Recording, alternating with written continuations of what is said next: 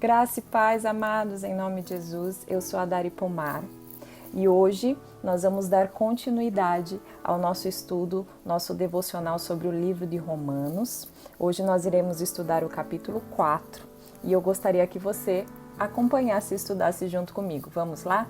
Pega o seu papel, a caneta e a Bíblia e vamos aprender juntos, vamos crescer na graça e conhecimento de Deus. Amém? Antes de começarmos, eu gostaria de fazer uma oração. Pai, em nome de Jesus, nós te louvamos e engrandecemos o teu nome. Obrigada por todo o favor, por toda a graça e misericórdia sobre as nossas vidas. Obrigada, Pai, pelo dia de hoje, por estarmos vivos com saúde, Senhor. Obrigada pelas nossas famílias. Pai, eu peço agora que o Teu Espírito de conhecimento e revelação venha sobre nós e que ao estudarmos essa palavra, ela penetre profundamente em nossos corações, que ela se torne uma revelação dentro de nós, transforme as nossas mentes e que nós passemos então, a partir de hoje, a andar nessa convicção e nessa nova revelação. Em nome de Jesus, nós te louvamos e agradecemos. Amém. Bom, vamos começar? Hoje nós vamos estudar o capítulo 4 de Romanos, cujo título é Abraão foi justificado pela fé. Neste capítulo, Paulo nos traz o exemplo de Abraão, a quem os judeus consideravam um pai na fé. Ele era, na verdade, um verdadeiro modelo de fé para os judeus, né? Os judeus acreditavam terem sido escolhidos em Abraão e criam também que todo israelita seria salvo se guardasse a aliança, ou seja, se obedecesse à lei, né? No entanto, Paulo nos mostra aqui que tanto no Antigo Testamento como no Novo Testamento, a salvação ensinada é a salvação pela fé. Assim, Paulo dedicou todo esse quarto capítulo de Romanos para explicar o significado da justificação, que é por meio da fé em Jesus Cristo e não por obras. Vamos começar? Vamos ler? Bom, eu vou ler para vocês agora do versículo 1 ao versículo 5, e diz assim: Portanto, o que diremos do nosso antepassado Abraão? Se de fato foi justificado pelas obras, ele tem do que se gloriar, mas não diante de Deus. Que diz a Escritura? Abraão creu em Deus e isso lhe foi creditado como justiça. Ora, o salário do homem que trabalha não é considerado como favor, mas como dívida. Todavia, aquele que não trabalha, mas confia em Deus, que justifica o ímpio, sua fé lhe é creditada como justiça. Bom, aqui Paulo nos deixa claro que Abraão ele não foi justificado por obras ou por obediência à lei, né? Se fosse por obras, se fosse em razão de algo que Abraão tenha feito, se fosse em razão do seu trabalho, como bem disse o versículo aqui, então não seria justificado por graça, né? E sim como recompensa, que na verdade a recompensa é justa para quem trabalha, né? O pagamento é devido para quem trabalha. No entanto, Paulo deixa bem claro que Abraão não fez nada para ser salvo, na verdade ele confiou, Ele acreditou, ele teve fé em Deus, na sua promessa, e isso lhe foi creditado como justiça. Então não há do que Abraão se gloriar, na sua justificação, porque a sua justificação proveio de mera liberalidade, proveio da graça de Deus e não de algo que ele tenha feito ou que ele tenha conquistado ou conseguido, não por obras, mas por fé, E isso nos deixa claro que as obras elas não são capazes de nos justificar, de nos salvar, ou tornarmos aceitos por Deus. Não diz respeito ao que nós fazemos, Não diz respeito ao que nós conseguimos, as obras que nós temos, a salvação, mas diz respeito exclusivamente à fé em nosso coração, A fé em Jesus Cristo. Se nós temos fé na obra redentora de Jesus, nós somos aceitos e, como diz a palavra, nós adentramos na família de Deus, E Deus, assim, amados, Ele já nos ama totalmente, nós não precisamos fazer nada para nos tornarmos mais aceitos por Ele, Ele já nos aceita, Assim como um pai ama o seu filho, basta que ele nasça, que o seu pai já ama, não precisa que a criança faça nada. Da mesma forma é conosco. Nós somos salvos e aceitos e justificados por Deus pela nossa fé, que é por graça, né? E vem pela fé, não é por obras. Então, uma vez salvo, justificado, você não precisa ficar provando o seu valor, né? Provando o seu valor, a sua aceitação para as pessoas, né? Ou até mesmo para Deus, porque na verdade Ele já te aceita totalmente, né? Ele já te ama totalmente. E é a partir dessa revelação, desse amor que Ele tem por nós, que nós retribuímos. E aí então nós temos obra para demonstrar a nossa salvação, né? Mas não que ela nos salve, ela é a demonstração, ela é a evidência de que nós já fomos realmente salvos, tá? Então é isso. E é à medida que nós crescemos dentro da família de Deus, nós vamos ficando então mais parecidos com Ele, né? Então aqui fica claro que a justificação vem pela fé na obra redentora de Jesus, não por obras para que ninguém se glorie. Ela é um dom gratuito dado por Deus a nós, né? Ela é por graça. Né? A justificação, a salvação é por graça, algo que nós nunca conseguiremos obter por esforço próprio, mas que aprove ao Senhor, for da vontade dele, baseado em seu infinito amor, bondade e misericórdia, que ele resolveu nos conceder, né, essa justificação pela fé gratuitamente, por meio exclusivo da fé, gratuitamente que nós somos salvos. Amém? Bom, eu gostaria de ler com vocês um versículo que esclarece muito bem sobre isso, que é Efésios 2, versículo 8 e 9, que diz assim: pois vocês são salvos pela graça por meio da fé, e isso não vem de vocês, é dom de Deus, não por obras, para que ninguém se glorie. Amém? Bom, continuando, nós vemos aqui, vamos ler agora do versículo 5 ao versículo 6, ao versículo 8, né, que diz assim: todavia aquele que não trabalha, mas confia em Deus, que justifica o ímpio, sua fé lhe é acreditada como justiça. Aí do 6 em diante. Davi diz a mesma coisa quando fala da felicidade do homem a quem Deus acredita justiça independente de obras. E Davi diz assim: como são felizes aqueles que têm suas transgressões perdoadas, cujos pecados são apagados. Como é feliz aquele a quem o Senhor não atribui culpa.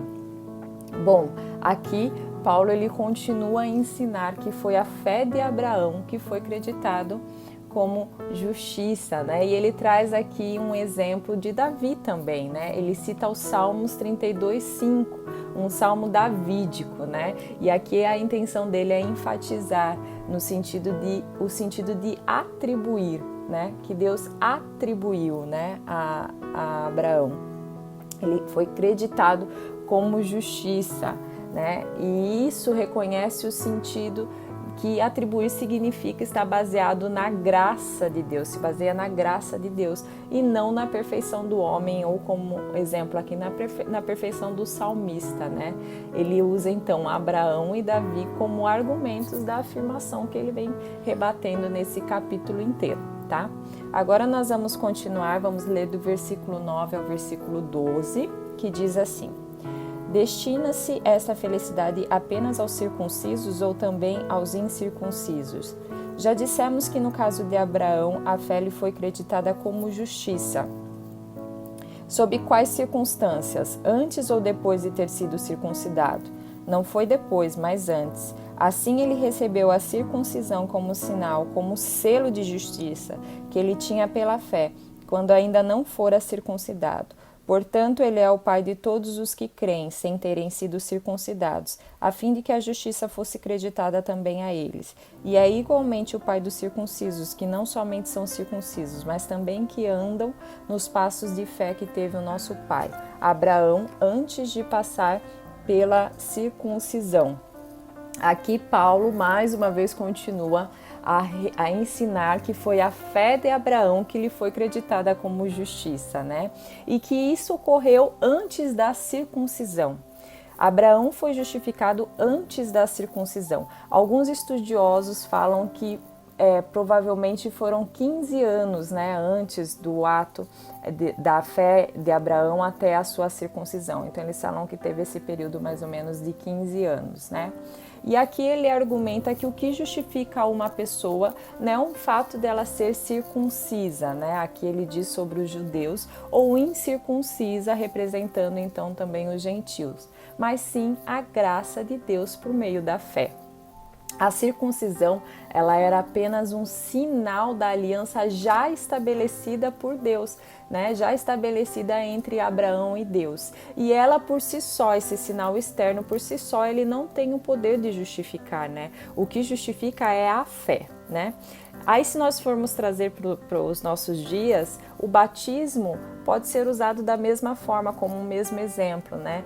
Ninguém é justificado somente pelo ato de batizar, né? O batismo ele é um sinal externo, né? Ele representa um sinal externo de algo que aconteceu antes, interiormente em nosso coração, né? No coração do homem. A palavra de Deus nos garante que a circuncisão ocorre no coração pelo Espírito, quando verdadeiramente cremos em Jesus. E é nesse momento que nós somos justificados, não posteriormente no batismo. O batismo só é uma exteriorização, né, do ato que já aconteceu dentro do nosso coração, tá bom? E aí, então nós vemos que foi pela fé novamente, para ficar bem fixado, né, que Abraão foi justificado, né? E aqui ele fala que por ser por fé que foi justificado, ele então é o pai de todos aqueles que têm fé. Glória a Deus, né? Circuncisos ou incircuncisos, não importa. Não é a descendência hereditária, não é o sinal exterior, não são as obras, né, que fazem com que as pessoas sejam incluídas, que nós sejamos incluídos nessa promessa, mas sim a fé em Cristo Jesus. Amém? Bom, vamos continuar. Agora nós vamos ler o versículo 13, 14, 15 e 16, tá? E diz assim: não foi mediante a lei que Abraão e sua descendência receberam a promessa de que ele seria herdeiro do mundo, mas mediante a justiça que vem da fé. Pois se os que vivem pela lei são herdeiros, a fé não tem valor, a promessa é inútil, porque a lei produz ira, e onde não há lei, não há transgressão. Portanto, a promessa vem pela fé, para que seja de acordo com a graça, e seja assim garantida a toda a descendência de Abraão. Não apenas aos que estão sob o regime da lei, mas também aos que têm a fé que Abraão teve. Ele é o pai de todos nós, né? Bom, aqui nos fala que, novamente, que foi a fé quem justificou Abraão e trouxe-lhe a promessa, né, para ele e para a sua descendência. Não foi a lei, né, foi sim a fé, veio por graça a promessa, né, foi pela sua fé que ele foi justificado e em razão disso ele recebeu a promessa de Deus por graça e de graça, né. Se fosse pelo cumprimento da lei que ele conseguiria alguma coisa, que ele receberia alguma coisa, então não seria graça, né? E na verdade nós sabemos que se nós só conseguíssemos essa promessa, né? Essa herança, se nós cumpríssemos a lei, Deus, eu creio que de antemão já saberia que nós não conseguiríamos cumprir, né? Porque ainda que a lei colocada, a lei imposta fosse boa, a natureza pecaminosa que há em nós, que há no homem, não permitiria que nós cumpríssemos e fôssemos salvos por obra, né? Assim, o que nós vemos aqui, que para cumprir a sua promessa a Abraão e o constituir, sim, pai de muitas nações, aprove ao nosso Senhor, ao nosso Deus, determinar a fé, né? Determinar que a fé é a que torna o homem participante da promessa e não as obras. Amém? Bom, nós vamos continuar e vamos ler o versículo 17, que diz assim, vamos lá. Como está escrito, eu o constituí pai de muitas nações. Ele é o nosso pai aos olhos de Deus, em quem creu. Vou voltar. 17. Como está escrito, eu o constituí pai de muitas nações. Ele é o nosso pai aos olhos de Deus em quem creu. O Deus que dá vida aos mortos e que chama à existência as coisas que como se já existissem. Desculpa, aqui apareceu ali que está acabando a bateria. Bom, vamos lá. O versículo 17, o que ele quer dizer? Ele está dizendo aqui que Deus chama à existência coisas que não existem como se já existisse pelo poder criador da sua palavra, né? Quando Deus fala, amados, nós sabemos que tudo se cria, né? Ele criou um mundo e tudo que nele há pelo poder da sua palavra. Então, para nós sabemos aqui que em razão da promessa, né? Se nós formos ver dentro desse contexto, né? Paulo nos diz que se Deus prometeu a Abraão que ele seria pai de muitas nações, a sua própria promessa era o suficiente para garantir que sim, ele seria pai de muitas nações, incluindo tornar os gentios os seus filhos pela fé, né? Então aqui nós vemos o poder criador da palavra do Senhor, né? E quando ele fala, como eu disse, tudo se cria, né? Talvez para as nossas vidas isso fica um exemplo, né? Às vezes nós recebemos uma palavra de Deus, uma promessa do Senhor, né? E demora um pouco o tempo em que essa promessa ela é recebida e o momento em que ela se cumpre, né? Mas nós precisamos ter a certeza que se Deus falou, Ele irá cumprir. Ele é fiel para cumprir as promessas que Ele fez em nossas vidas, né? Se Ele falou, o que Ele prometeu já se criou, né? E ainda que nós não estejamos vendo hoje, com certeza acontecerá no tempo oportuno, pré-determinado por Ele, né? Que Deus é conhecedor de todas as coisas, então as coisas acontecem, as promessas feitas por eles, elas acontecem, elas se realizam, né, no momento correto, no momento oportuno, no momento que tem que acontecer, né, o momento que ele sabe que é o momento certo, não o momento que nós achamos que é certo, né? Então isso fica uma lição para nós persistirmos ali na nossa fé, né? Deus falou, Ele vai cumprir. Não importa o tempo que tenha que passar, né? Não importa quanto tempo nós tenhamos que esperar, nós precisamos esperar em Deus e ter essa consciência de que Ele vai cumprir. Esperar com fidelidade, com esperança, né? Crendo na promessa. Amém? Bom, nós vamos continuar agora. E eu vou ler do versículo 18 ao 22, que diz assim: Abraão, contra toda a esperança, em esperança creu, tornando-se assim pai de muitas nações, como foi dito a seu respeito. Assim será a sua descendência. Sem se enfraquecer na fé, reconheceu que o seu corpo já estava sem vitalidade, pois já contava cerca de 100 anos de idade, e que também o ventre de Sara já estava sem vigor. Mesmo assim, não duvidou nem foi incrédulo em relação à promessa de Deus, mas foi fortalecido em sua fé e deu glória a Deus, entrando plenamente convencido de que ele era poderoso, de que Deus era poderoso para cumprir o que havia prometido. Em consequência, isso lhe foi creditado como justiça. As palavras lhe foi creditado não foram escritas apenas por eles, né? Mas também para nós, a quem Deus creditará justiça a nós, que cremos naquele que ressuscitou dos mortos, a Jesus, nosso Senhor. Ele foi entregue à morte por nossos pecados e ressuscitado para a nossa justificação. Bom, esses versículos nos mostram a credulidade de Abraão, né? Abraão, ele recebeu a promessa do Senhor e ele creu com todas as suas forças nessa promessa. Ele não duvidou, né?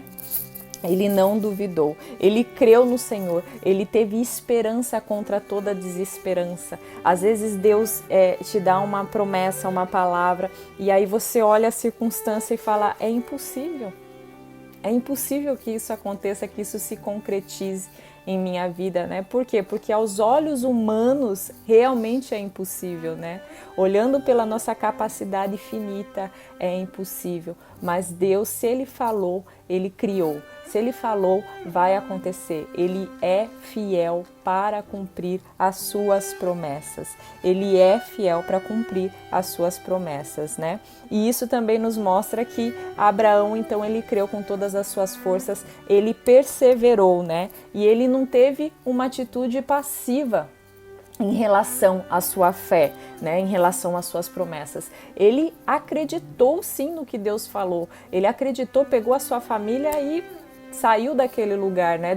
Saiu do meio de toda a sua parentela, né? Ele deu um passo de fé, né? E isso fica também para nós, né? Que às vezes nós temos essa dificuldade em crer nas promessas de Deus para nossa vida, né? Em crer sim que Ele cuida de nós, né? E crer que Ele está cuidando de mim e de você agora mesmo, né? Ele está no controle de toda a situação, seja ela difícil ou não. Por quê? Porque para Deus não há impossível, nada é impossível para o nosso Deus, né? Então, ainda que às vezes nós não estejamos vendo o cumprimento, ainda que nós estejamos passando por dificuldade e ainda que nós estejamos numa situação em que nós não estamos vendo o agir de Deus, a mão do Senhor, nós precisamos confiar em seu coração, porque cedo ou tarde irá se cumprir as promessas dele em nossa vida. Essa é uma convicção que nós temos que ter em nosso coração. Não deixe que nada, nem ninguém tire essa convicção de você. Não olhe para fora, não olhe para as notícias, não olhe para o mundo. Olha, o mundo está assim, meu Deus, como que isso vai acontecer? Não olhe apenas para Deus, né? Confie apenas nele, porque quando ele fala, ele cria, e se ele falou, vai se cumprir. Amém?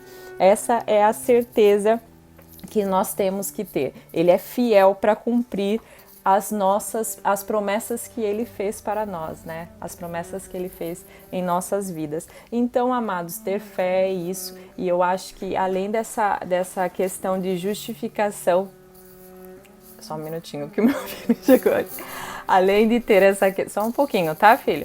Além de ter essa questão de nós sermos sim justificados pela fé e não por obras, além de estar bem fixado isso em nossas mentes, que não tem nada que nós possamos fazer que nos torne salvos, a não ser a fé, né, em Cristo Jesus, que vem pela graça de Deus. Nós precisamos ter fé também nas promessas que Ele tem para as nossas vidas, né? Nós precisamos confiar, acreditar, perseverar. Só um minutinho, tá bom?